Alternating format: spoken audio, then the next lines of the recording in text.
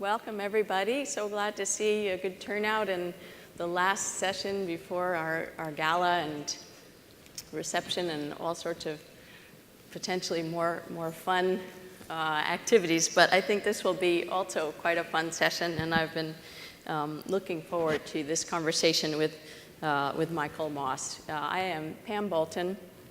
I have the leadership responsibility for the public health content in our GBCHealth member offerings, and also oversee our regional offices in sub-Saharan Africa.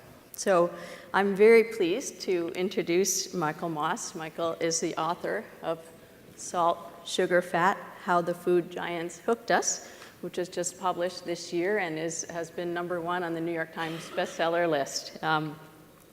Michael is an investigative reporter with the New York Times, a Pulitzer-Prize winner, won the Pulitzer-Prize for work investigative journalism around the hazards of contaminated meat, and is now here to tell the story of the processed food industry, its evolution, its interaction with our culture in this country especially, and the links that we see between processed food and obesity and the rising trends of obesity. So I think Michael had extraordinary access to documents, to very senior people in the industry, and this is a very exhaustively researched book. And so we will learn through this conversation some of the secrets that food companies use to make their foods deeply alluring, very convenient, and very affordable,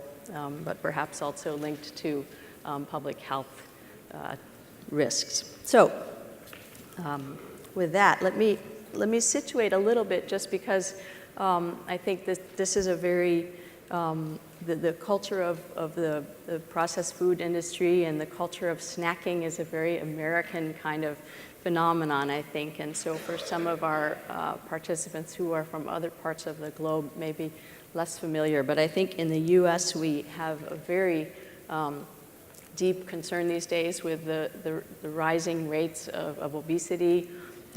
We have now 1 in 3 American adults clinically obese, and 1 in 5 American kids. We also have had a rather alarming rise in type 2 diabetes. So we have now about 8% of the population, 24 million Americans with type 2 diabetes. Children also being diagnosed, which before the 1990s was never the case. So we do have an issue, and I think that your book, Michael, starts with a very startling account of a meeting that took place among CEOs and presidents of many of the biggest food companies, Procter & Gamble, Kraft, Nabisco, General Mills, Coca-Cola, where they had come together to talk about the growing obesity problem and to see whether they could be part of the solution, which of course for us in GBCHealth is what we want to see for business. So I'm going to ask you to recount that, and then I'm also going to ask you, fast forward to today. That was 1999. We've seen in the interim a huge increase in the awareness around these issues and more educated consumers. Any chance that today that meeting could go a different way? So, Michael. Thank you, and thank you so much for being here. At the end of the day, I'm deeply honored to talk to you. That meeting was extraordinary to me because in so many ways, the research and reporting for this book for me was like being inside a detective story. I had no intention of writing a screed or an opinion piece. I wanted to go inside the processed food industry to see firsthand how they were dealing with the emerging and growing crisis of not only obesity but diabetes and high blood pressure and heart disease and et cetera. And about 6 months into my research, I came across the documents that referred to this meeting back in 1999, and it was, frankly, mind-blowing. This was a rare and very private gathering of CEOs and other leaders of some of the largest food manufacturers in North America who had gathered in the old the old Pillsbury headquarters in Minneapolis to talk about none other than obesity. And standing before them, and this was what was really startling to me, getting up before them on a stage like this was not, a consumer advocate or a white-coated scientist. It was one of their own, a senior executive at Kraft named Michael Mudd, armed with 114 slides, and he lays at their feet responsibility for the obesity crisis. Not only that, but for diabetes and heart disease. He even starts linking their foods, processed foods, to several types of cancers. And he says to them, look, even if you don't accept full responsibility for what North America is now facing and increasingly the world is facing, I guarantee you that the lawyers who went after big tobacco, it's not a matter of if, but when they're going to come after us, armed with the same argument that we are causing a huge health crisis that we are going to have to pay for. And then he did this remarkable thing. He pleaded with them to collectively turn the corner and do something on behalf of consumers to fight obesity. And really the operative word here is collectively, because he knew, as I found out, as maybe some of you know, that this is a fiercely competitive industry. You walk into the grocery store and there's soft music playing and everything seems nice and tranquil, but behind the scenes, these companies are fighting not only for what they call a share of your stomach, but for space in the grocery store. And they know that if they are not acting their best and working their hardest, their competitors will step in and take their place in the store and sales will go down. And that was really a terrific starting point for me in going forward and looking at the book. I was hugely lucky to come across a trove of documents that put me at the table of the largest companies, starting in the 60s and 70s and through the 80s and 90s, when they were planning and plotting and formulating their way to creating new products.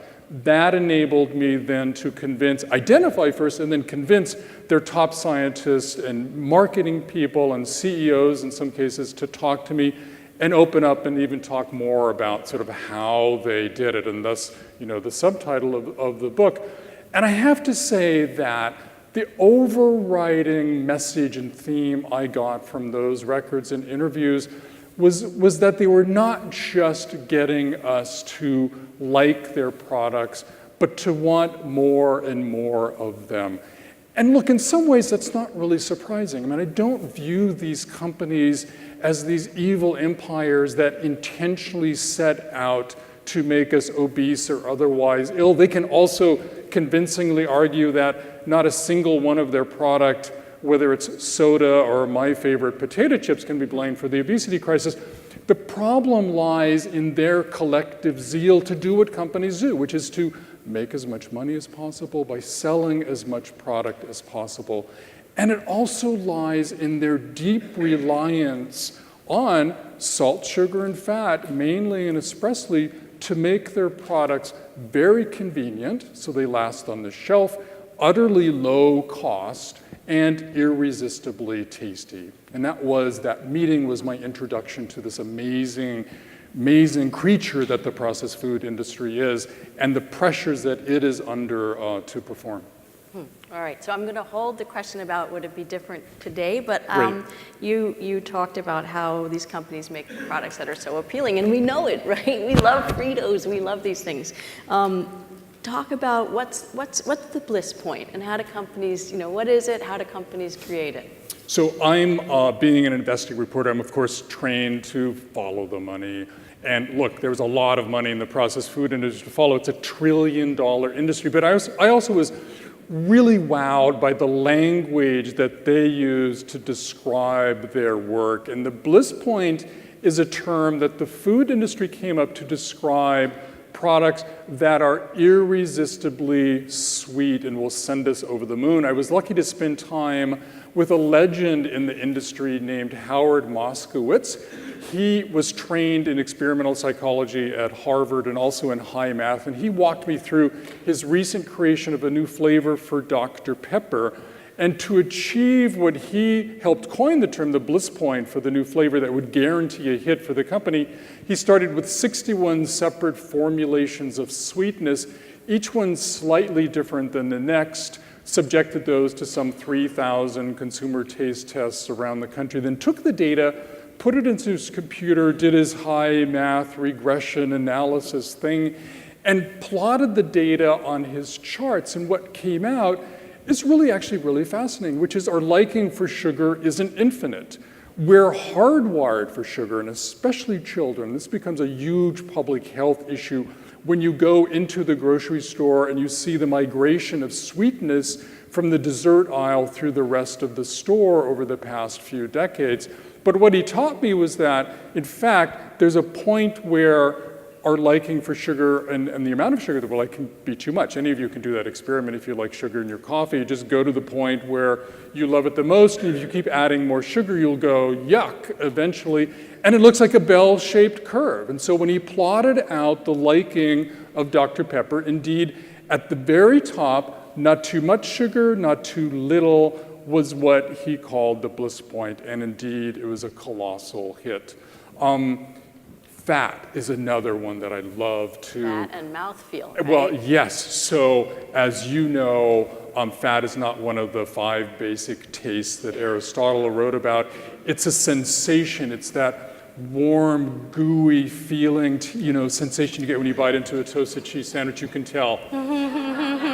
You can tell I'm a fat guy because I can just talk about that, and my pleasure center, my brain is going, what are they having for snacks here after we get done with this conversation? And the industry calls it the mouthfeel, and they have learned that fat, will send signals to the brain, just like sugar will, to get you excited about adding fat. And I devote a whole chapter to the tripling of cheese consumption in this country in a sort of a concerted effort by both the dairy industry and government to get people to eat more cheese, not just on sandwiches and as an hors d'oeuvre, but cheese as an additive in home cooking and in processed foods, because it lends this incredible appeal. And then the third one, of course, is salt. The industry calls it the flavor burst. It's the first thing often that hits your tongue, if it's on the surface of the snack especially, dissolves in the saliva and sends the same signals to the brain, to the pleasure center, to eat more. Collectively, some of the most perfect foods are those that have a brilliant combination of salt, sugar, and fat. And you also talk about how both sugar and salt have other properties that help in the characteristics of the food apart from taste, right? So talk about, and you experience the challenges, what happens when you take some of that out or too much. So talk about that. I have to say, so by the time I get to the salt section in the book, which is the last one, I was a little tired of thinking about how we are all hardwired and we as people are dependent on sugar and fat and how hard it is to sort of limit your intake, when I started asking the question of the largest companies, look, everybody wants you to cut back on sodium because of concerns of high blood pressure, etc. What's the problem here? And so they invited me into their research and development laboratories to see exactly what the problem was.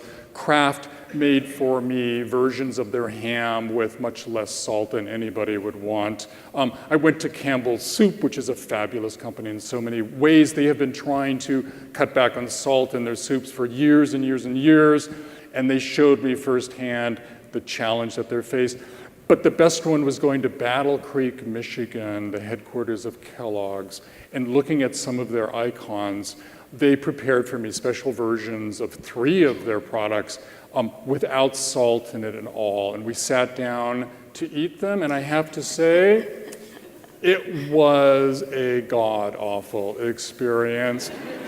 We started with the Cheez-Its, right, which normally I could eat all day long, and without salt, and then they stuck to the roof of our mouths. Salt adds texture and solubility. We moved on to the the frozen waffles, put those in the toaster. They came out looking and tasting like straw, not having salt in them. But the clincher was the cornflakes. We put it in the bowl and added milk, tasted, and before I could say anything, the spokeswoman for the company who was there, along with their chief technical officer, she got this look of horror on her face and blurted out after she swallowed the word metal, M-E-T-A-L, and I go, yeah, I'm tasting that too. And we turned to the scientist, and he goes, yeah, look, not everybody picks that up, but one of the beauties of salt, and one of the reasons it's a miracle ingredient for us, is that it will mask, it will cover up or negate some of the off notes, some of the bad tastes that can creep into processed foods. One of the biggest challenges in the processed food industry is when you reheat meat, the fat oxidizes and will give off what the industry calls a warmed over flavor, which they describe, as wet dog hair. Salt actually can cause the problem, but it also helps solve the problem by covering up the waft taste. So that was sort of an aha moment for me, which is that anybody knows if they've been under doctor's orders to cut back on salt, you can do it. And in fact, the other amazing thing about salt is we're actually not born liking salt the way we are sugar and fat. Our liking for salt develops at about 6 months of age and is actually, as recent research shows, it's usually influenced by how much processed food you get as an infant going forward. But while we can get off of salt rather easily, the industry itself is intractably hooked on substantial amounts of salt. Again, not just for taste, but for these other miracle properties that it has to make food convenient and low cost. And I think also there's this dialectic, right? I mean, companies try to make better products, but then consumers punish them because we think, this is not tasty anymore. So I think that's also an object lesson. You talked about Campbell's. I think they had that experience. So the end of the meeting in 1999 is when Michael Mudd sits down, having made his pitch to the CEOs, and the head of General Mills gets up and he says, look, we already are responsible to both consumers and to shareholders. We offer choice. If they want low fat, we offer low fat. If they want a version that's low sugar, we put that on the shelf. We don't, at this point in time, see the need to down-formulate in some drastic way all of our products, and we certainly don't see the need to do that if it's going to affect the taste. Because look, by and large, when people go into the grocery store, they are buying what tastes good, and that's a critical line for us to draw in the sand, and it's a very good point. And I learned actually, those of us with kids, we know, especially with sugar, how hard it is to try to limit that. And I was very mortified to find that, we're going to do disclosure here. Michael Moss is married to one of our GBCHealth colleagues, Eve. And what I learned was that Eve restricts her children to only cereals that have 5 grams or fewer in a serving. And I, meanwhile, have my kids eating things with 11 grams in the serving. So it was quite mortifying, but it also shows you how, we have habits and we're hard to, we don't always do, I think, as consumers or as people trying to be healthy, what would be the most logical and it's a bit of an experiment in our family, and I devote a whole chapter in the book to the demise of the home economic system in this country, where girls and boys in many cases were taught how to shop, how to cook, how to be mindful and think about food. That fell by the wayside starting in the 70s and 80s when other issues were of concern in teaching home economics rather than food. And today, kids have a really difficult time with the concepts of calorie or amounts or things like that. And so we're trying to not ban things in our life, and certainly we're not about ending our own dependence on processed foods. We're trying to gain control over them rather than let the foods control us. And one way we're doing that is sort of having conversations with kids. But the cereal thing is really interesting because we found that now when we go shopping with them, they will go on the hunt for those cereals with 5 grams or less, and they are there. Cheerios, plain Cheerios, mind you. I think they spotted Special K, Total they like. I mean, one issue is that to find those cereals, they have to look low on the shelf or up high, ask me to reach, because the cereals with the most sugar are strategically placed at eye level in the center of the grocery store. I was at my local store just this morning doing an interview, and sure enough, the plain oatmeal was all the way at the end of the aisle on the ground because companies have done tests where they put devices following people's eye movements, and when you hit the aisle, your eye goes to the middle part of the aisle at eye level. That's the most expensive real estate in the store, if you will. But here's the interesting thing. I actually find that when they bring those cereals home, I get the sense that they're more, look, they'd rather buy Fruit Loops, believe me, if they were on their own, but they're more apt to actually like those lower sugar cereals, just having been engaged in the conversation a bit. And another one that's good from Trader Joe's, those of you who are from the US, is Triple Nut, I will tell you. And it has Right. nuts. But there's also in your book, you talk about in the 50s when our U.S. culture was changing and evolving, and more workforce participation by women, a lot of value on convenience. Right. Talk about that a little bit. And then what I'm wondering is, in other countries, in emerging market economies or in developing countries, do you expect the same trajectory? Is there a way that we can, try to shape the sort of social forces in a different way so that people will be able to have healthier choices?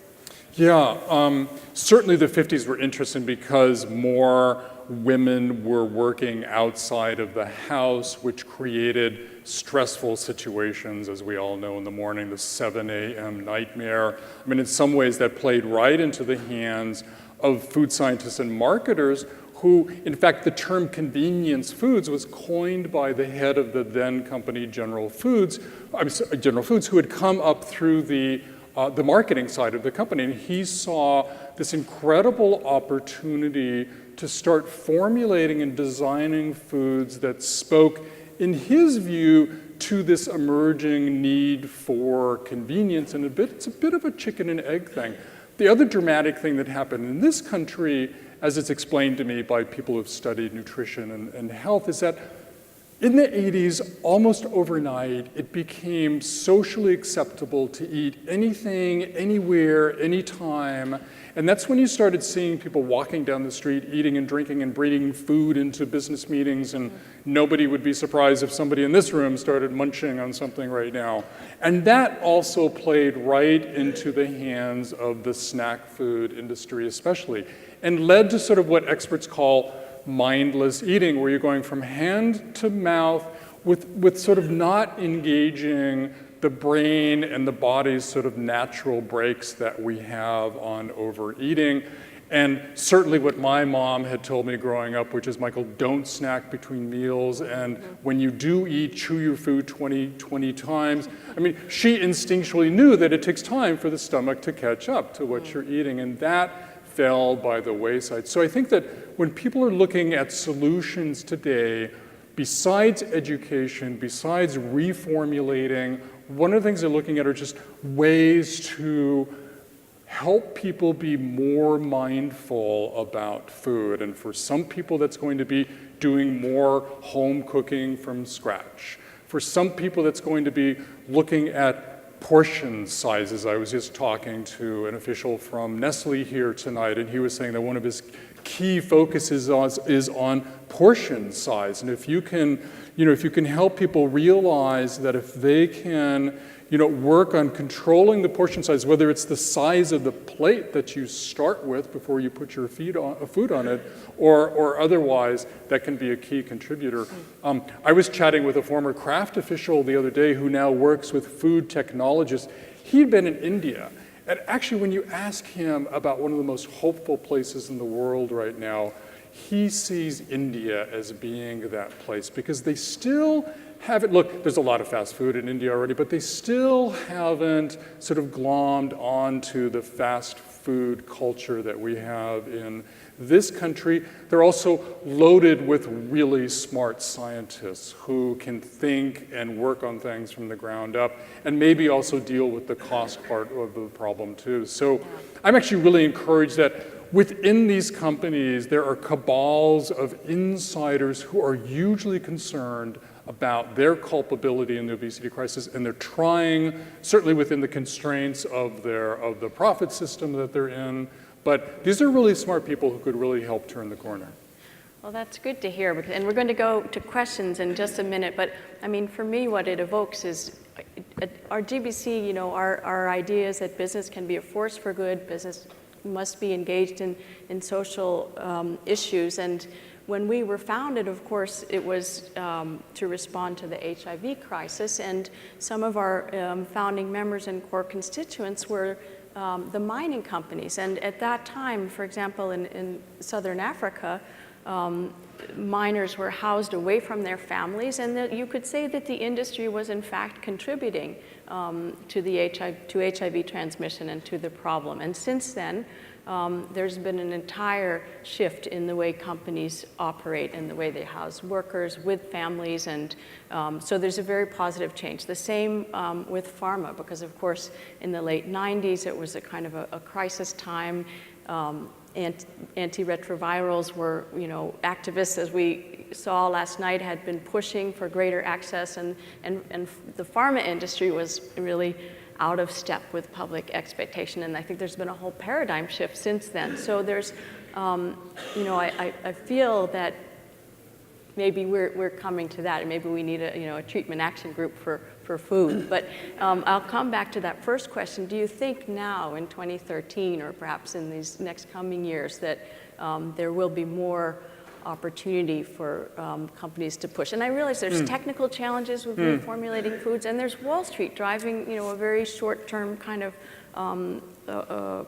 operation. And just one more sort of thought that comes to me is that we've seen in pharma, as companies try to reach lower in the closer to the base of the economic pyramid, some of the approaches to doing business are changing. And so companies, for example, will have a unit that has a longer term horizon for when it needs to become profitable, or where it's not expected that the margins will be high, but that profits will come through volume in lower income settings. So there's sort of creative ways of thinking about doing business that can, kind of bring us around to a more positive place. So 2013, what do you see as the road ahead and the possibilities for food companies to work with us, consumers, to get us on a healthier trajectory? I think we're at a tipping point. I'm hearing from so many people these days in talking about the book who are increasingly concerned about what they put in their bodies. I think they're becoming increasingly smarter about it too, and realizing there's no silver bullet. They can't just cut fat out of their diet and expect that to work, or sugar and or salt especially. If they can raise their voices loud enough to be heard by the manufacturers, I think that will help. Government intervention, look, I'm sympathetic with people who call people like Mayor Bloomberg a nanny for trying to restrict the largest sodas.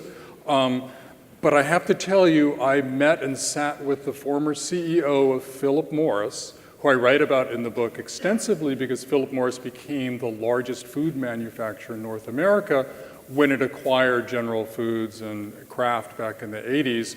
and actually did some really remarkable and surprising things in nudging its food division toward healthier perspectives on its food, which I hope you'll read about because it is extraordinary. But he said to me, look, Michael, I'm no fan of government intervention, but you have to realize that this food industry is so fiercely competitive that if for no other reason, they may actually want, secretly maybe, government intervention to give them cover from Wall Street, which really is the 800-pound gorilla in the room. Just the other day, it seems that Campbell's Soup dialed back on the salt in one of its healthier lines of soups, and it took just a hiccup or a cough from Wall Street, and they put the salt back in. Companies are that sensitive to stock price and revenue. And again, I sort of come back to this collective nature too. I devote a chapter in the book to craft, which when it was unable to get the rest of the industry to collectively go along with an anti-obesity initiative, it set out on its own starting in 2003 to do some really remarkable things. They cut back on their marketing of the most sugary products to kids, being really alarmed, especially on Saturday morning TV, knowing that the research showed that kids can't distinguish between advertising and reality. They decided their labels were being less than completely honest with people, especially on the packages that have 2 or more servings in them, snack foods, knowing from their own research that many of us will eat the whole bag and not stay with just 1 serving. They, on their own, without being pushed by the government, began listing the entire amount of calories and salt and sugar and fat for the entire package and not just the individual serving. The most incredible thing they did, though, is that they turned to their food scientists and said, thou shalt no longer be able to add as much salt, sugar, fat as you want to your formulas. We're going to put caps, category by category by category. And that was sort of the most startling thing for Kraft, because up to that moment in time, they had put every ounce into their day creating products that were as alluring as possible, because why not? That's what companies do. And it's been a real struggle for them since that I write about in the book. There's been some successes, some pushback. One of the most, horrible things from Kraft's perspective happened in the cookie aisle, where a competitor came in and, with a richer, bigger, more chocolatey cookie, and Kraft tried to resist for a long time and ultimately had to nudge just a little bit in order to save its Oreo business. But I read just this past weekend, Dannon has, very slyly reduced sugar in the yogurt products for kids. We have Coca-Cola announcing that it will no longer market to children under 12. So I think there are some reasons to be optimistic.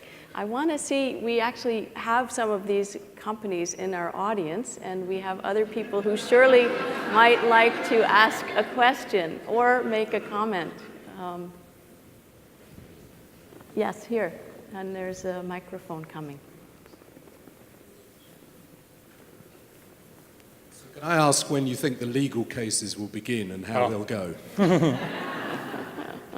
Up until now, the processed food industry has been confident that it will not get hit with the kinds of cases that hit the tobacco industry, especially the litigation that was brought by the state's attorneys general in order to recover their healthcare costs, arguing that, look, it's going to be really hard to convince a jury that food is like tobacco because, look, ultimately salt, sugar, fat is not the problem. Processed food is not the problem. It's excessive consumption of that.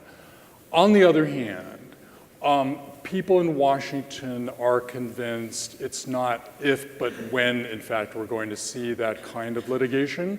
And they're actually convinced it's going to hit the soda industry first. And so the food side of the processed food industry is scared to death that could shift over to them. And I think that sort of privately, too, they blame the soda industry for much of their problems, arguing that their products are not nearly as contributing to the obesity crisis as soda has over the years. So I think that's the lay of the land right now. Yes, over there.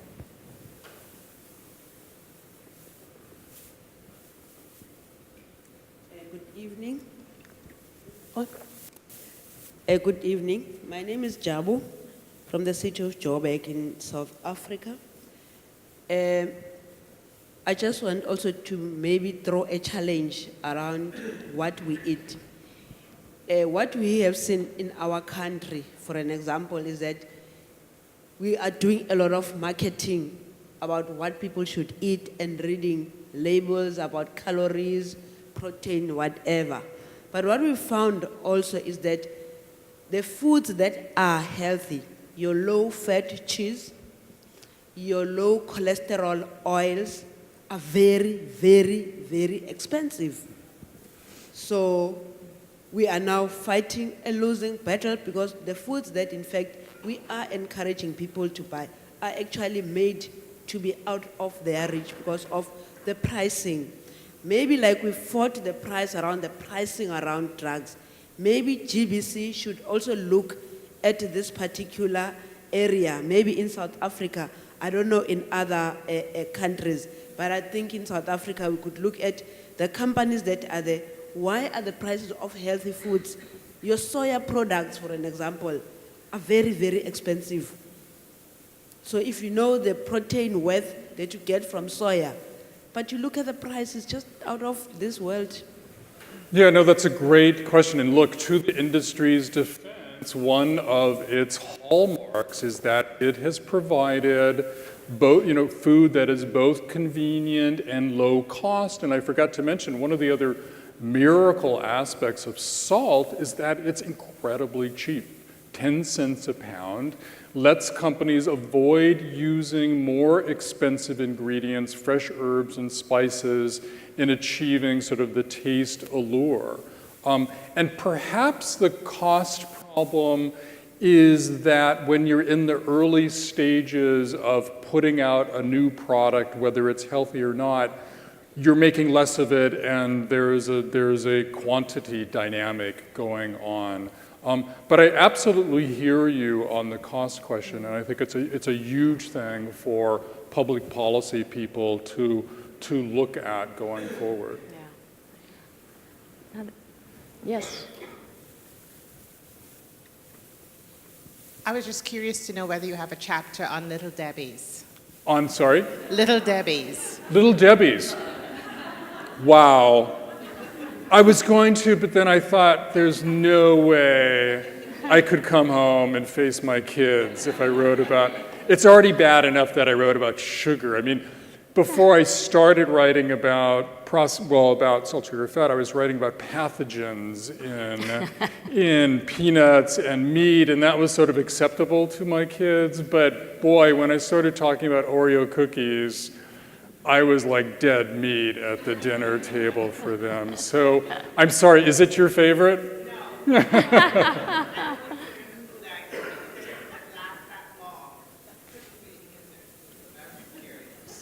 Thanks. Yeah, over here.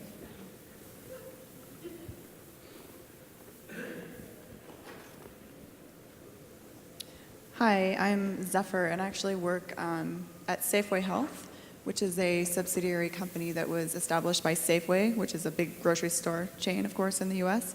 And I just wanted to respond to the sort of the cost of healthy foods question, because one of the projects that I'm actually spearheading is looking at trying to sort of marry the if you're working towards like a healthier lifestyle, actually giving people discounts on like healthy foods, for example, and trying to kind of combine those, because we have an employee wellness program that really incentivizes those things. So that's something that we're like actively working to do. And then one other thing that we're kind of thinking about maybe as like a next step would be to work with the insurance companies to then sort of incentivize discounts on food if somebody's like healthier, and then and help to sort of like encourage healthier choices and getting like discounts on insurance, for example, and having that kind of like go both ways. So those are just some kind of like ideas that we're kind of working towards and hoping to. But I guess I was just curious, what is your experience on how much do people respond to like food discounts? I mean, is that something that, like, is that something that really incentivizes people to eat better? I mean, I feel like it's so much about, like, the taste. It's so much about, like, what feels good right now. And so I worry that... Yeah, no, and your efforts sound wonderful, and I actually want to talk to you about that. I was just at Yale yesterday talking to the Connecticut mental health system people there who have patients who are incredibly exposed to obesity because they're on medications that make them vulnerable to overeating, and they were trying to deal with the food that they serve in their hospitals and centers and trying to look at pricing, and they're struggling with those very same issues. Like, how do we price food as an incentive? But just today I was talking to somebody who's been working with retailers for 40 years, and he said to me, you know, Michael, people really don't pay attention to price as much as they say they do when they walk into the store. Not only that, but if there's an item that costs $2.39 and another similar one that costs $2.89, you know, they're more apt to buy the $2.89 one, thinking that it's value, you're getting more for your money. I'm actually really shocked by that. I have no idea if he's right or not, but I hope to look at it. And the role that retailers, that grocers can play in this is huge, and I'm so looking forward to talking to you, if we can. That's great. I think we have time for one more short question. Yes? Good evening. First off, thank you for taking the time to write this. This is great. I have a short anecdote from Sri Lanka, which is where I'm from originally, and then a question. I knew a doctor who had worked in the rural areas of Sri Lanka in the 70s, and he shared a story where when he was seeing patients, and a couple brought their son who was exhibiting stunting, and he asked them, you know, are you feeding him enough, etc. And they said, yes, and we do, this is what we feed him. And in addition, we save money each week so that we can buy him one bottle of a sugary soda. I won't mention the name.